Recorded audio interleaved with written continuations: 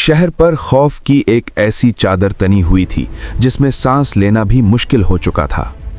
मरु के रौसा जानते थे कि अगर तातारी तलवार निकल आई तो फसीलें, लश्कर और तादाद किसी काम नहीं आएंगे।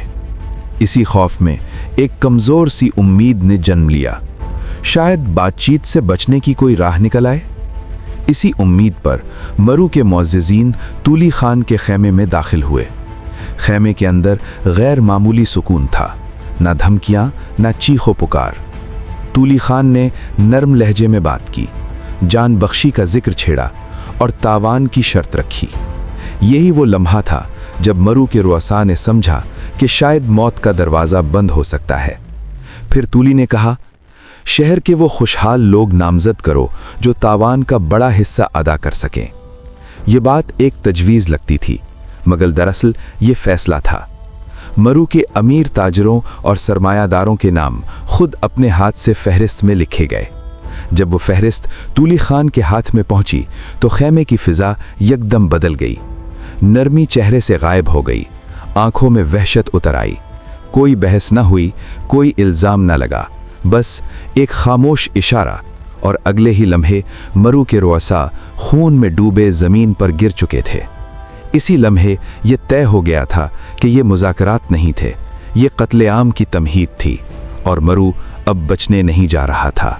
इधर दरियाए मुर्गाब के किनारे वाक़े वसी, गुंजान और खुशहाल शहर मर्व अपनी खुशनुमाई के सबब वीराने का याकूत कहलाता था। यहाँ बड़े बड़े मदरसे थे, हज़ारों नादिर कुतुब पर मुश्तमिल लाइब्रेरियाँ थीं और सामान्य तिजारत से भरे बाज़ार आबाद थे। ये सल्जूकी बादशाहों का दारुस्सल्तनत रह चुका था और ख़वारिज़्म शाही हुक्मरान यहीं के दिलफरेब गुलशनों में अपने औक़ात फ़रागत गुजारा करते थे।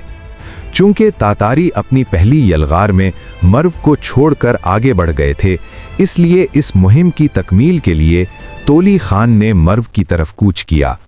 मर्व से कुछ फासले पर मरवालुर्रद के किनारे तुर्कमान सिपाहियों का एक लश्कर पड़ाव डाले हुए था। ये तुर्कमान मर्व के मौजूदा हाकिम मुजीरुल मुल्क को बेदखल करने के लिए छापामार कार्रवाई का मंसूबा बना रहे थे। ये उम्मते मुस्लिमा की बेहिसी की इंतहा थी कि तातारी यलगार के दौरान भी ख़वारिज़्म के बचे खुचे इलाकों में उमरा अंजाम से बेपरवाह होकर आपस की खाना जंगी में मुब्तला थे। तोली खान के लश्कर ने तुर्कमानों के रास्ते की नाकाबंदी कर ली। रात को जब तुर्कमानों के दस्ते यके बाद दीगरे इस रास्ते से गुजरने लगे तो तातारी बारी बारी हर दस्ते को मौत के घाट उतारते चले गए। इस कार्रवाई से फारिग होकर तातारी मर्व के नवाह में शहरिस्ताना से आगे पड़ाव डालकर शहर के महले वकू और हिफाजती तैयारियों का जायज़ा लेने लगे। मर्व में मकामी आबादी के अलावा शुमाल और मशरिक से आए 2 लाख से ज़ायद मुहाजिरीन मौजूद थे। ये सब आखिर दम तक लड़ने का अज़्म किए हुए थे, अगरचे इनमें औरतें, बूढ़े और बच्चे ज़्यादा थे और नौजवान भी तजुर्बाकार न थे। इसके बावजूद वो शहादत के मतवाले थे, अपनी फतह के बारे में पुरउम्मीद थे और गुज़श्ता नुकसानात की तलाफ़ी का अज़्म दिलों में लिए हुए थे। तातारियों की आमद की खबर फैलते ही मर्व के दरो दीवार जैसे लरज़ उठे। शहर के हाकिम मुजीरुल मुल्क की क़ियादत में मुसलमान शहर से बाहर निकले, सफ़ें बांधी और मारकाए क़िताल गर्म हो गया। दिन भर घमासान की जंग होती रही, तलवारें टकराईं, नेज़े टूटे और मैदान खून से तर हो गया। इस मारके में चंगेज़ खान का खुसूसी मुहाफ़िज़ दस्ता भी शरीक था। वो दस्ता जो पूरी तातारी कौम के चुने हुए सूरमाओं पर मुश्तमिल था और जिसे बतौर एज़ाज़ तोली खान के साथ भेजा गया था। लेकिन मुसलमानों ने इनमें से 1000 तातारी जंगजू मैदान में गिरा दिए। ये खबर तोली खान के लिए आग पर तेल साबित हुई। वो गुस्से से बेकाबू हो गया। उसने अपनी फ़ौज को असरे नौ तरतीब दिया और तूफ़ानी अंदाज में जारहाना हमले शुरू कर दिए। आखिरकार तातारियों का पल्ला भारी हो गया और मुसलमान पसपा होकर शहर में महसूर होने पर मजबूर हो गए। अब तोली खान ने तलवार के बजाय मक्कारी का रास्ता चुना। कुछ सोच विचार के बाद उसने एक घिनौना मंसूबा तैयार किया। फसील के बाहर बरसरे पैकार तातारियों को अचानक जंग बंदी का हुक्म दिया गया और हाकिम मर्व के नाम एक मुसालिहती पैगाम रवाना कर दिया गया। تولی کی یہ غیر متوقع نرمی مجیر الملک کے لیے حیرت کا باعث بنی، لیکن حالات نازک تھے۔ ارد گرد کے علاقوں سے سلطان جلال الدین کی نقل و حرکت اور کارروائیوں کی خبریں آ رہی تھیں، اور یہ بات بھی مشہور تھی کہ سلطان چند ہفتوں میں ایک منظم لشکر کے ساتھ مرو کا رخ کریں گے۔ ان حالات میں مجیر الملک سمجھتا تھا کہ اگر تاتاریوں کو چند ہفتے بات چیت میں الجھائے رکھا جائے تو یہی فتح کی کنجی ہو سکتی ہے۔ چنانچہ مرو کے معروف عالم شیخ جمال الدین کو سفیر بنا کر تولی خان کے پاس بھیجا گیا۔ تولی نے شیخ کا خیر مقدم کیا، امید افزا گفتگو کی اور بڑے احترام کے ساتھ یہ پیغام دے کر واپس کیا کہ اگر حاکم شہر خود آ کر ملاقات کرے تو بہت سی غلط فہمیاں دور ہو سکتی ہیں۔ یہ پیغام مرو کے ارباب عقل و فکر کے لیے خطرے کی گھنٹی تھا۔ انہوں نے اسے ایک واضح سازش قرار دیا اور حاکم کو اس سے باز رکھنے کی کوشش کی، مگر مجیر الملک تمام خدشات کے باوجود مصالحت کی راہ چھوڑنے پر آمادہ نہ ہوا۔ وہ نقد رقم، گھوڑے، مچر اور قیمتی تحائف لے کر تولی خان کے خیمے میں جا پہنچا۔ تولی نے اس کا پرتپاک استقبال کیا، تحائف کے بدلے خلعت فاخرہ پہنائی اور ضیافت کا اہتمام کیا۔ کھانے کے بعد بات چیت شروع ہوئی۔ تولی نے جان بخشی کا وعدہ کیا اور کہا کہ اس کے بدلے شہر والوں کو تاوان ادا کرنا ہوگا۔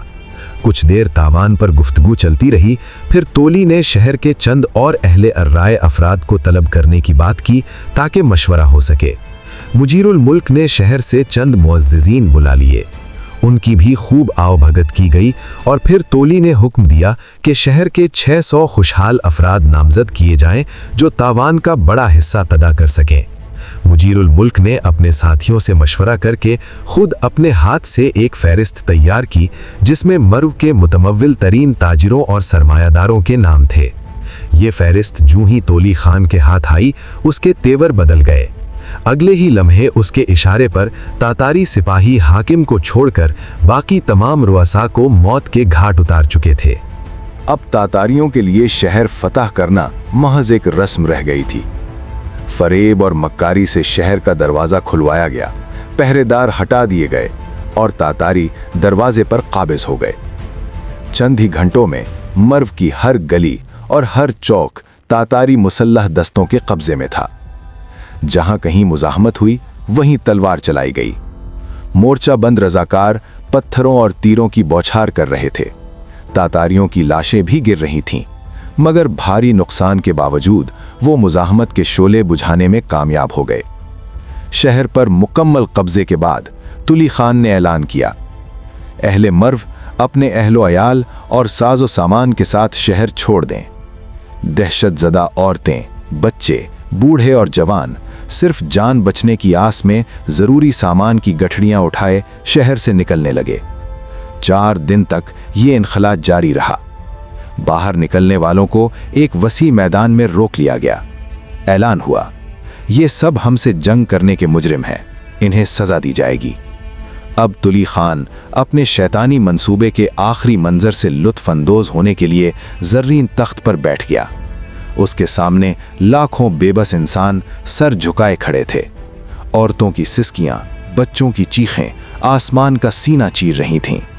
تولی کے اشارے پر مرد، عورتیں اور بچے الگ الگ کیے گئے، پھر ایک ایک کر کے سب کو تختے ستم بنایا گیا۔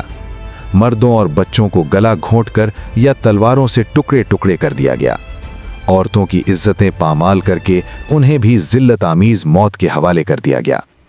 گرفتار امراء اور رؤساء کو طرح طرح کے عذاب دے کر ان کی جمع پونجی نکلوائی گئی اور پھر انہیں بھی ختم کر دیا گیا۔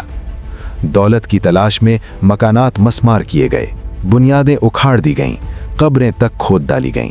سلطان سنجر سلجوق کا مزار نظر آتش کر دیا گیا اور قبر تک اکھاڑ ڈالی گئی۔ مرو کے مقتولین کی تعداد 7 لاکھ بتائی جاتی ہے۔